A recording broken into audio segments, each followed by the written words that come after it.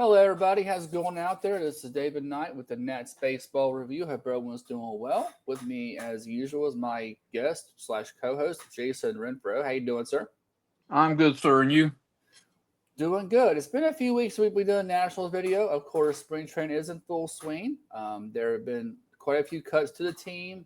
We're starting to see how things are looking among certain players, and a new signing that has definitely added a wrench to the starting pitching competition, which has given us more of a solid rotation, if not a great rotation, for the upcoming year. Before we get into that, Jason and I would like to discuss our newest podcast, What Are They Talking About, which is actually on YouTube. I'll put a link in the description to YouTube and Podbean, which on this channel I can actually share links. They won't let me on the other one.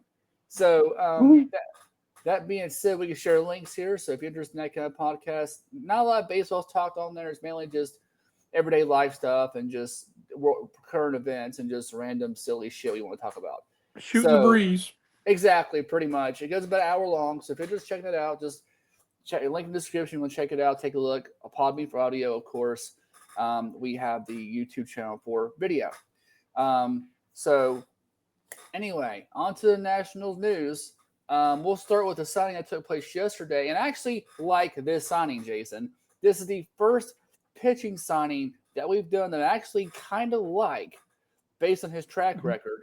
And we have signed Zach Littell, or Little, however you say. I think it's saying Little, but I'm not good at pronouncing it, so I apologize, to a one-year deal with a mutual option for 2027. Now, breaking down, I'll say Littell for sake of consistency here. Littell stats: he played with the Reds and the Rays last year. He's been a starter and a swingman out of the pen.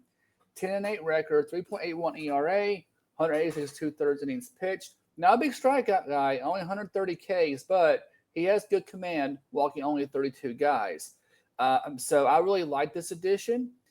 He, of course, will join Mikolas, who recently signed a contract right before spring training started, and Foster Griffin, who he signed from Japan, as who I think are guaranteed spots.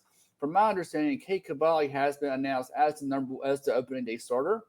So that means we have one guy competing for this fifth spot. Jason, your thoughts on this signing? Well, it's much better than what they've been doing the rest of the year. Hmm. I still think it's more bargain bin, but not. You know, it's like how to look at it. It's like you're going to the Target sale instead of a Walmart sale, or better yet, a Dollar General sale. Right, like you go, or there's a local place here in the Carolinas that some of you may not have heard of called Ollie's, and they have all kinds of discounted cheap stuff that's actually pretty cool. Like you see a book that you love that's a really good book, for example, for $3, something like that. And yeah, that's a good analogy, Jason, with Corey Littell. I mean, this guy has a consistent track record. ERAs around 4 every year, just about. And compared to the guys we've been signed, like you said, they've either been on minor league deals, coming off injuries. They have control issues. They're projects. They're Yes, projects of some kind. But this guy is fairly established, and we definitely need that for some to solidify this rotation. he just doesn't fit the mold of the modern flame throwing strikeout guy. Right, right. And of course, if our defense is lined up right, that may not be a bad thing because I think we have people in the right spots defensively. I think we have to question most last year defensively, but with Luis Garcia supposedly going to be our first baseman this year, which takes up that liability second base. Abrams is pretty good at short. House is decent at third. So I think when a guy like that is going to induce a lot of contact, I think that our defense could be good enough to help him there. We're not Yeah, elite, but I think he could be. And our ballpark is kind of a neutral ballpark when it comes to pitcher hitter friendly. yeah. So Neutral leaning towards pitcher. yeah, exactly. So there you go. So I think that would definitely help him. So I do like this pickup, Jason. Like I said, most of them have been minor league deals, coming off an injury or something like that. Mikolas has been declining in St. Louis last few years, so we got him cheap for $2 million, something like that. So with him in the rotation, I think he slots in at 2 or 3, depending on how manager Blake Batera wants to do it. Cavalli, I think, have been given the number one job right now. We'll say for now, Mikolas is 2. That means we have Littell at 3, and Griffith is going to be 4 or 5. So look at the competition from what I can see. It really comes down to 4 people actually. So this could be tight. Brad Lord, Josiah Gray, Jake Irvin, and Mitchell Parker. So what do you think about the remaining options, Jason, for that 5th spot? Well, I think the last 2 spots should be up for grab. I don't think, Foster Griffith should be guaranteed a rotation spot, maybe as a swing man or, Okay. considering the way our relief pitchers have been showing off to be, he might be better suited for the pen. Right, and again, keep in mind, in Japan, he was mainly used he'd been out of the bullpen and a starter. So I honestly think he'd have to build himself up to be a starter, but interesting to see how they swing that, because because based on the stats that I've looked at, Irvin's having a pretty solid spring this year early on. So you say, for example, you want to go with Irvin and, I don't know, say just for example, Lord, right, for the rotation. You can then have Griffin out of the pen, which we do need a closer badly. So that I don't think it's necessarily a closer type, but depending on what works best for the team, I think Batera needs to do that, and just because there's going to be some experimentation with the bullpen anyway. So I just think we have to put the best team on the field in the best spot, the best 26 guys out there. Yes. So, and the best 5 starters. I agree. Because our rotation is not going to be great. I think we're ranked the worst rotation in baseball prior to this pickup, and I don't think it gets much higher with this pickup. So you need the guys that could get at least 5-6 innings of quality pitching, because when you turn it over to the pen, it's going to be a crapshoot. It's highly questionable. Exactly. I agree totally. Nats fans, we all know that our bullpen's always been a problem. We can't seem to have a good bullpen ever. So we got to do what's best for the team. We're going to be bad enough as it is. At least give ourselves the best fighting chance to win. Yeah, and I think Irvin or Lord is bullpen material. You think they're rotation guys? Yes. I mean, I don't think their stuff really translates to the bullpen. Mm-hmm. So, I mean, well, let me rephrase. I don't think they're very good, pitching with men on base. Yeah, and the bullpen, you're going to be coming in with all kinds of situations, right? Now, if you're the closer, you come in, the base is empty most of the time, but sometimes you may come in the 8th inning for a 4-out single. Yes. So, and, Lord and Urban have their ability as well. They built that up, and I think Griffith has to work his up. So yeah, we'll see what they decide to do, but I do like this signing. I think it's about time we got a quality pitcher with some consistency. And I think he's going to be an innings eater for us, which is what we need. Yes. And with the mutual option for 2027, that means he could potentially be there next year as well. So I think the market for him in the beginning of the offseason was 2 years, $20 million, something like that. We don't know how much he's making yet. That was not disclosed in the recent announcement. But I imagine it's not that much. I mean, we have not been paying guys hardly anything this offseason. So and he's probably got 3 or 4 years deferred money too. Sad but true, which is a shame, because why would we give a guy like him deferred money? I mean, I don't understand that decision, but we'll see as time announces what happens. And we also have a couple wild cards that I don't think I sent you notes on this, but there was Drew Smith and Sino, I think I'm saying his name, Sino Lopez correctly. They signed minor league deals with guarantees if they make the team about $1.5-2 million. And they've had mixed results this spring. So they're going to be involved in the bullpen loop as well. But at least Lopez has been with the Mets recently, has some success there.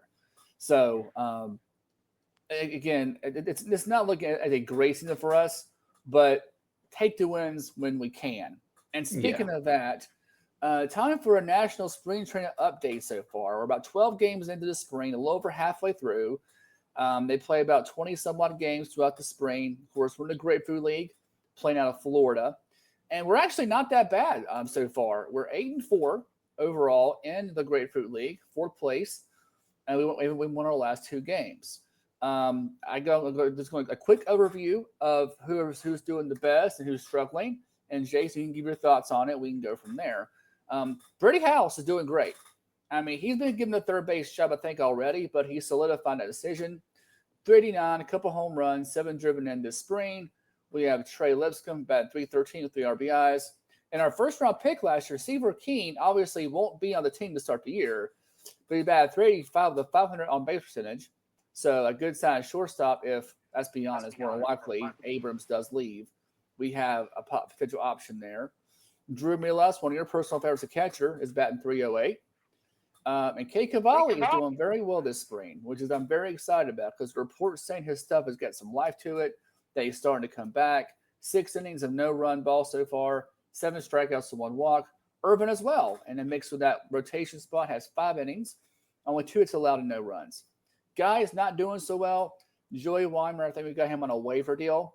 056, 18 at-bats. Same for Dalen Lyle, our Rookie of the Year finalist. Abrams and Woods batting 118 and 17 at-bats. Cruz is struggling, 143 and 14 at-bats. And a couple pitchers we got on some transaction deals. Mikolas is doing so-so, 5.4 ERA. And Gus Varlin, in a short sample size, has 12.27 ERA. So I know of that really quickly. So what are your thoughts on those stats, Jason? Well, I like the Brady House and the Seaver King, because that looks to be the future of the left side of our infield. Exactly. Right. The outfield, so much potential, and that's it. Yeah, and with the outfield, I think Lyle and Woods have shown they can hit. So I think that's just spring training adjustments right there. I'm not too worried about those guys. No. The one I'm worried about is Dylan Cruz because he's been called to the league and he has not been as good as people thought he was going to be at the big level. And I think this is kind of he's got to show it this year. He needs to show it, and he's out to a slow start. So it's kind of concerning for me with Cruz. And maybe you might need to take a look and think, should we trade him for potential? While people still look at him like he has potential, before they realize, you're not going to get nothing for him. You're just going to end up letting him walk, and then we're going to sign him as a reclamation project, and you're going to get nothing. Well, that's an interesting question because he's still under team control for several more seasons. So a guy like that, we still have time, to build him up. Yeah. Or should he be in AAA? Honestly, if he's not hitting to the level he needs to be, he should be in AAA. Like Harry Ford, for example, our catcher, who actually played with Great Britain, the World Baseball Classic, did pretty good there for them in the World Baseball Classic. I think he's going to probably start the year in AAA because he's not going to be a starter today. Though I think Ruiz will have a very short leash because if Ruiz is not performing, he could be gone and Ford comes on up, which I think is going to happen anyway. I think Ford will be the starting catcher by June. If Ruiz does not show something early because Ruiz has not been consistent. Got to manage that service time. Same thing with Seaver. Manage that service time. Like every team does, yes. And when we eventually trade Abrams, which I am almost 100% certain we're going to trade Abrams before the deadline this year. Unfortunately, because I think the Giants were close on getting them during the offseason, but they didn't quite meet the asking price. Yes. And the Giants, I know, will love a shortstop. So he may be gone well before the deadline if he comes out hot to start off the year. If he comes out hot and we're in June and, we're obviously, as expected, not in it, he may be gone. But again, they could leverage it and try to get the most for him, which I will give them credit on this. They are generally pretty good at getting a solid return for our big names. I think with the trade. Who was good at doing that? Well, Rizzo was good at doing that. Exactly. Rizzo's not there. Well, so we've yet to see what kind of return we'll get from these guys. Yeah, with the Gore trade, we had some mid-tier guys, but I think with the Gore, he was hurt last year. and he also his numbers weren't like blow you away dominant, right? Yeah. So I think that hurt his return value a little bit. So for us to get that much back, I was actually okay with that. Yeah. I know you didn't love the trade, but I was No. okay with it considering the circumstances. Um, if he'd been healthy the whole year and he had a sub 4 ERA, we would have got a lot more, I think, for him. Yes. Um, but so yeah, But so again, far that brings to the fact: should we have kept him to let him build up value this year? that's a fair question as well.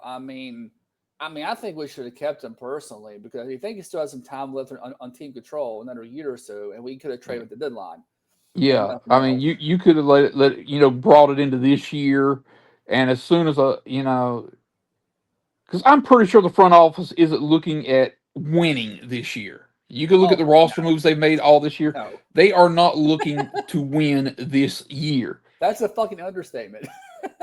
So if you look at it that way, then you don't trade him with his value low. You could have kept him and traded him at any point this year, or heck, even in the spring training. Right.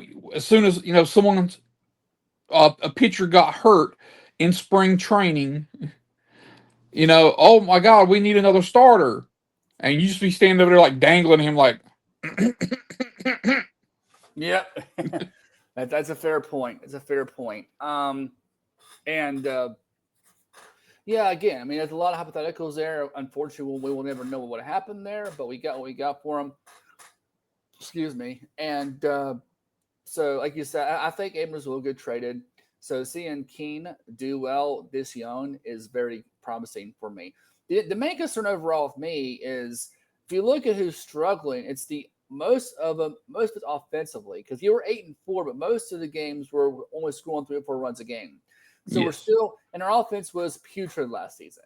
So that's gonna, I see that being a problem this season unless now if House comes out swinging and Cruz figures it out, and we have Woods and Lyle and Abrams do what they're supposed to do, we might be all right. We have an okay offense, but a lot of question marks offensively for us as well, and of course bullpen obviously. So I mean, there's some concerns there for me that most of the people struggling it's offensively at this yeah. point. Do you remember a time back in the day when we had Josh Willingham, Adam Dunn, Mike Yeah, Morris? And it would seem like, the Nats would go out there and score 13 runs, yeah. and the pitching staff would give up 15. We had no pitching then. We could hit, we just had no pitching then. Well, no, I'm saying that we would score 13, give up 15, and then the next day the pitching staff would give up 2, and we would score 1. Yeah, that's sort of that's the life of Nationals fans, folks. Always disappointed, always inconsistent, can't get on the same page. I So think that's going to be this year. It's going to be this year. We're going to have games where we score so many runs, and then the bullpen's going to be like, yeah, we can't hold nobody. We're going to give up 8 runs in the night. Like, what was that spring training game we were talking about? Where the Nationals were blowing, who was it they were blowing out? They had like 15 runs okay, and then gave yeah, up like 8 or 9 in the ninth inning. and they barely won, right? They barely Yeah. held on. I remember that. Yeah, that was bad. But we won though, so it matter. I know unofficial game. We won an unofficial game, which was blew 9-run lead. So uh, Yes. But I think we're in for that kind of year where, like, when we score runs, we're not going to stop people from scoring, and when we don't score runs, we're going to be pitching near shutouts. exactly right, right. Yeah, it's gonna be interesting for sure. Um, but again, Who, I think that I think Abrams and Woods are going to come around. It's just spring. They got to get a rhythm going. I think they'll be fine. I hope Woods has worked on his strikeout numbers. Oh yeah, it's and that's the issue. I mean, obviously with him being so tall, I mean, I think his strikeouts are always going to be a little high, but 200 plus is way excessive. You can't sustain good offense with that kind of strikeout totals. Imagine if you get guys strikeouts down to 150, down to Well, I mean, Richie 150. Sexton didn't strike out at this ratio. No, he didn't. No, he didn't. But it's also a different game now in general. People just strike out Yeah. more in general. So it's this is approach. But I was just bringing that up as height is not an excuse. I mean, Aaron Judge strikes out a lot, but he still was one of the best hitters in the league. Yeah. So, but I don't think Woods has quite judged talent. Well, not at this point anyway. Maybe eventually, but not at this point. So I think with Woods, I mean, yeah, the strikeouts definitely got to come down. You can't sustain 200+ strikeouts every single year and be effective. Chris Davis, prime example of that. You can't do it. It's just not sustainable. So but he's young. He's like 23, 24. He's super young. So I think he has time to improve on those numbers while, improving his approach and play discipline and things like that. So I'm very promising on James Woods. But yeah, you're right. If he can decrease his strikeouts, good Lord. I mean, he can put up some huge seasons. Yeah. I mean, every hit does not have to be a home run. No, it doesn't. Situational hitting. Exactly. Do they teach that anymore? You would think so, but it's questionable. But just go up there and hit it as hard as you can. Well, a good contact swing, if it goes out of the park, like Chipper Jones did with the Braves, he never really had a home run swing per se, but he had some power because he tried to put solid contact in the ball and put the ball in play, and good things happen, right? Yeah. And we need to go back to that approach. I was an Expos fan before Nationals. Yeah. And one of my favorite players of all time swung at everything. Swung at absolutely everything, but did not strike out that much. Yep, that was Vlad Guerrero, the best bad ball hitter of all time. And Vlad he had his long arms. He's a freak of nature. So that's not a fair comparison, but yeah. But I just love the fact that, the man swung at everything. Like, the ball is in the dirt, and I got it. Yeah, and he put the ball in play, and something even hit out of the park. And still hitting 300, swinging at everything. Yeah. Hey, you know what? I mean, whatever he's got to do, man. I'm all for it. Whatever he's got to do. Yeah, I mean, I still have hope for him. A little bit fading on Cruz. Right. Last year, maybe he just needs to go to AAA and just sit in AAA and not sit. Stay in AAA. Yeah, play in AAA. Get him in there every day, getting reps in. Hopefully, he can get out of 4A player status. Yeah, or maybe AA. Ooh. I'm not saying that to hurt his feelings. I'm saying that we're going to get you to where you know what I mean. You're hitting and you're confident that you're hitting.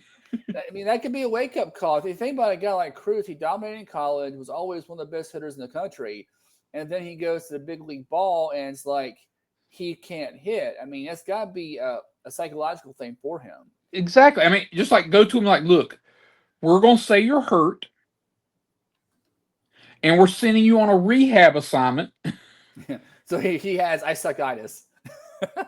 Yeah. That's his isocitis. But it's a way for him to save face. But we're sending you down to A ball, and we're going to rehab you up. Yeah, we're going to rehab your mind. Right, you won't stay long, just for a week or two. We'll move you up, and just it's just unless your symptoms get worse. Yeah, exactly. Hopefully they're not terminal, but yeah, you go down to A ball and you start hitting 130 down in A ball. Yeah, that's not good. That's funny. You just go down there, get your confidence beating up these pitchers who don't know what they're doing. Right, exactly. And then we'll move you up. Yeah. Yeah, hey man, we'll see what happens. We still got some time of spring training. Like I said, opening day is probably not for another a couple weeks. So I'll have to see how things look between now and then. But we'll do another update before the spring training. If nothing else, we'll do Let's bring you on a recap and a final roster review and see who got what roles, and we'll analyze all that going into the season. And for those who are looking ahead, I am hoping that we can do like a weekly review thing where we talk about the upcoming series, what the matchups look like, do updates based on that, and then do it each week, and then from there do like a review of the past week, and then go to the next week, that kind of thing. That's what my plans are for the channel going forward. For those who want to stick around once season starts, I know the upload's been kind of sporadic since it's been the off season, but now the season's going to be in full swing here next few weeks. It's going to be a lot more consistent, content. So make sure you subscribe and follow for that notification bell, be a part of the channel. Anything else you want to add, Jason, before we wrap up? I bought tickets to go see the game up in April for the weekend of the the weekend home opener. Oh, sweet! Against who played home for the opener again? I don't remember. I just bought the tickets. They weren't that expensive. It was I think I spent I got 2 tickets in case I can find a friend that wants to go to the game and can find time to go to the game. Well, we'll see if I have time. I would love to actually. So Mighty presumptuous of you, sir. Well, I mean, you know what? Hey, fine. Send someone else in. Fucker, be that way. I was just joking with you. I know. But Seriously though. So, is it like the opening series of the season, or is it? It's no. It's like mid-April. Okay, so that means they start on the road. That means I know they play the Dodgers on the road to start the year. Yeah, it's a great way to start things. By the way, a great way to start things. I had to go up there, and it ended up costing me with fees and everything for 2 tickets. It was like $86. It's actually not terrible for a big league game. No, it's not. I mean, it's not bad seats. We were out in left field. It's not terrible. Yeah, well, we'll see if we go to the game, and we'll see what happens. Again, thanks for watching. Not addition to this channel. If you like the podcast, general conversation, everyday guy talk, check out what are they talking about. Again, Podbean link and YouTube link will be in the description. As always, thanks for watching, and we'll talk to you later.